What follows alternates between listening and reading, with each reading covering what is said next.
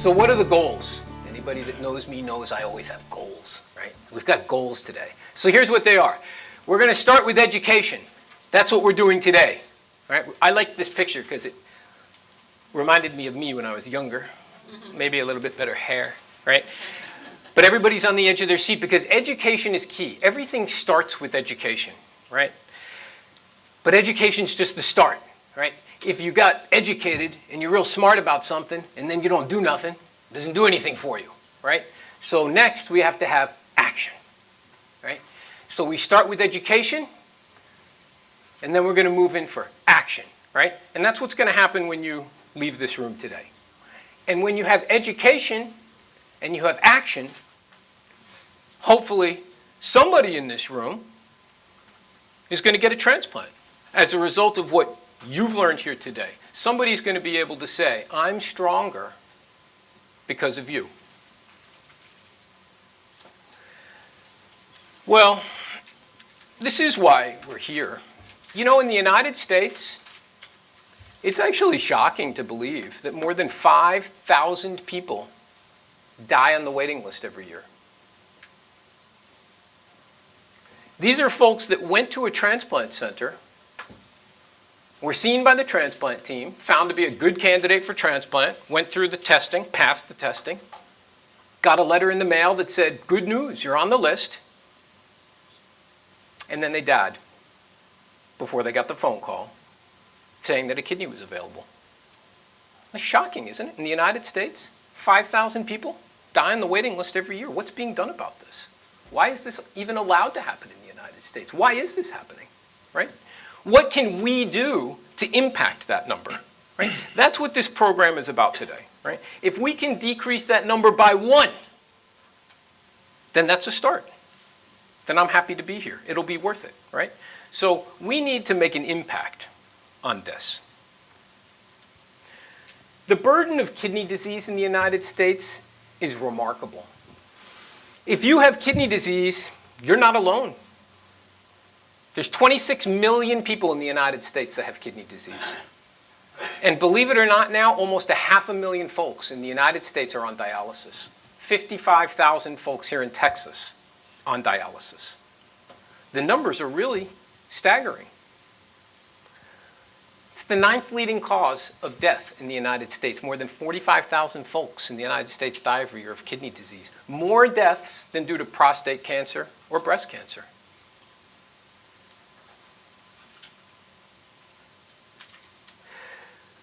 And I was going to say on that last slide, it's about 3 times more common in Black Americans and about 1.5 more times common in Hispanics. We see a lot of kidney disease here in South Texas, a lot of it. The cost of kidney disease is staggering. $31 billion a year to Medicare. $9 billion a year to private insurance. It's about $85,000 a year per patient on in-center dialysis. These numbers are so big, only politicians could understand numbers this big, in the billions of dollars, right? But you know, it's not really the finances of this that bother me or keep me up at night. It's really the cost to society, right? Because it's hard to work when you're on dialysis. It's hard to raise a family when you're on dialysis. It's hard to travel when you're on dialysis. It's hard to feel good when you're on dialysis. And so it's really the cost to society that's so staggering, even more so than the financial costs. All right. Fortunately, folks with kidney disease today have options. And there are a number of options, and you all are aware of those. In other words, you can be on dialysis, of course, in the dialysis center. Overwhelmingly, that's the most common cause of dialysis, is in-center dialysis 3 times a week. Of course, some folks actually can be on dialysis at home, and then there's peritoneal dialysis. And then fortunately now, we have the option of deceased donor kidney transplants and living donor transplants. And I have to tell you, it's wonderful that we have those options today, because it was only 1 generation ago that none of these options existed. Back in the 1950s, there was no dialysis and there was no transplantation. And folks with kidney disease checked into the hospital and they all died.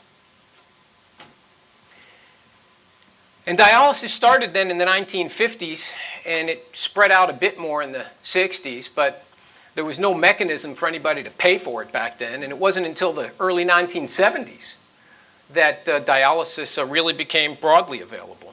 Only in the 1970s, right? And this is when the first successful transplants were done. The first successful kidney transplant in the world was done in 1954. Dr. K is going to show a picture of that, actually. The surgeon that did that operation won the Nobel Prize, and he just recently died. And this was done in Boston. And the reason it was successful was, of course, it was a living donor transplant. There was no good sense of, no definitions of brain death back then. There was no deceased donor transplant back then. And it turns out the reason it was successful, of course, is because the donor and the recipient were identical twins. And so there was no need for immune suppression. And back then, they didn't have any knowledge of immune suppression. You know, you'd think I was talking about 1,000 years ago, but it was only 60 years ago. So we're fortunate that we're able to stand here today and stand on these folks' shoulders. But we've fallen behind because now the need has outstripped the supply. So today, we like to think of dialysis as a bridge to transplant. Dialysis isn't an end, it's a bridge, right? It keeps you well until you're able to get a kidney transplant. Because kidney transplantation is by far the best modality to treat kidney failure, by far better. It improves life compared with dialysis, and it prolongs life compared to dialysis. And almost for everybody that qualifies, that's true.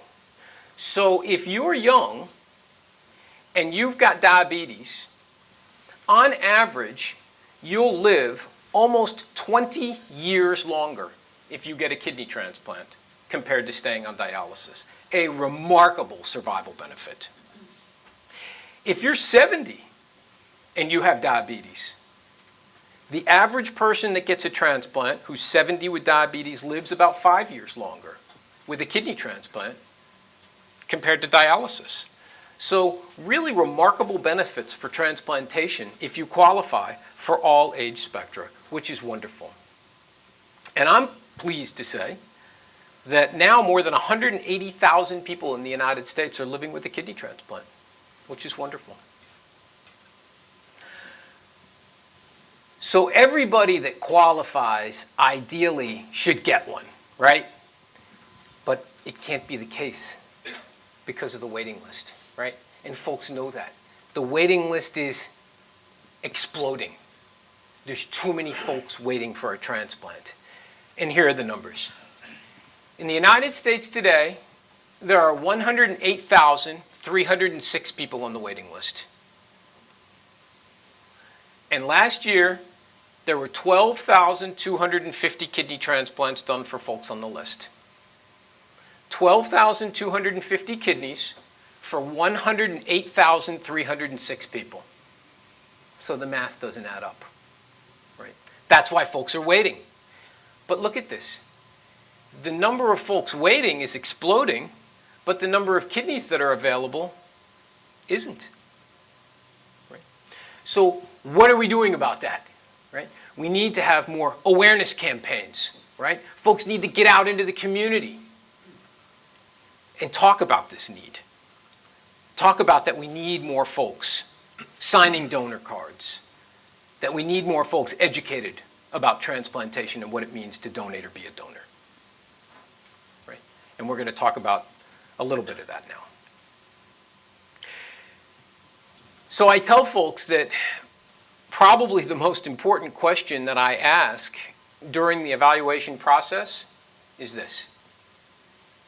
Do you have anyone that can donate a kidney to you? Right? Why? Because if you've got someone that can donate a kidney to you, you don't have to wait on the list. Right? You could get transplanted much sooner. And the average kidney from a living donor works better and last longer. Dr. K is going to talk a little bit about that. Clearly, big advantages to live donor transplant. If you have someone motivated, that's healthy, you could receive a kidney transplant at our center and be off dialysis and have your track shoes back on in as little as 2 to 3 months, right? Remarkable, right? If you had someone that could donate a kidney to you. Sounds easy. But what oftentimes I've told is this: I don't have anyone that can donate to me, right? It's a challenge. It's not so simple. Easy for me to ask, right? Not so simple, right? So what are the challenges? There's a lot of challenges, right? Well, it's hard to talk to folks about kidney donation if you don't know anything about it, right? Folks don't know enough about live donation. Maybe they're hesitant to ask. One of the more common things I'm told is everybody in my family has diabetes. Everybody I know is just as sick or sicker than I am. They don't know who else to ask. Or they just don't know how to start the conversation, right? It's not so simple. So we're going to talk about some of these things.